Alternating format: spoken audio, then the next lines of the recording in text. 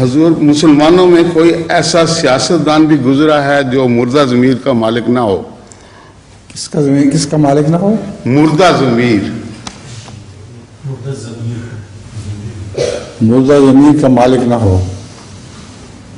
یا مشرف صاحب دیکھ لیں، ان کا ضمیر کتنا صاف ہے اللہ کے فضل کے ساتھ۔ یہ ایک پاکستان کا ایک سربراہ ہے جس کے اوپر دشمن سے دشمن انسان نے بھی رشوت کا کوئی الزام نہیں لگایا، ایک آنا بھی انہوں نے اپنی ذات کے لیے نہیں کمایا، کلیتاً صاف انسان ہے۔ اسی لیے اللہ تعالیٰ کے فضل سے ان کا بہت رسوخ ہے اور فوج بھی ان کی کافی تابع ہے۔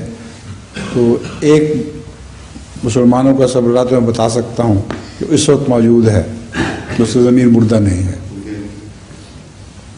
مردہ ضمیر والے جو دو چوٹی کے سربراہ تھے، ایک بھٹو اور ایک ضیاء الحق، وہ دونوں مر چکے ہیں ضمیر کے ساتھ ہی۔